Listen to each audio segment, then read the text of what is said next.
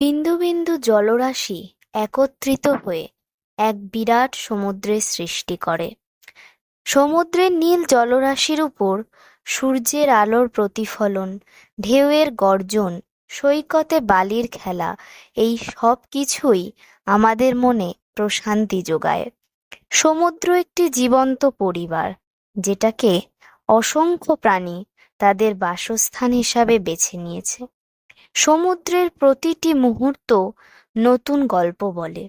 ঢেউয়ের খেলা, মাছের ঝাঁক, পাখির ডানা ঝাপটানো যেন এক অপূর্ব সৃষ্টি। সমুদ্রের উত্তাল ঢেউয়ের জলরাশি আমাদের জানান দেয় তার অস্তিত্ব। সাগরের বিশালতা আমাদের বুঝতে শেখায় যে কোনো কিছুই তুচ্ছ নয়। বর্তমানে যাকে আপনি ক্ষুদ্র কিংবা ছোট ভেবে তুচ্ছ মনে করছেন, কোনো না কোনো এক সময় তা বিশাল সাগরে পরিণত হয়ে নিজের ক্ষমতা দেখানোর জন্য প্রস্তুত হবে। এই বিশাল সমুদ্রে কত শত রহস্য যে লুকিয়ে আছে তার কোনো হিসাব জানা নেই।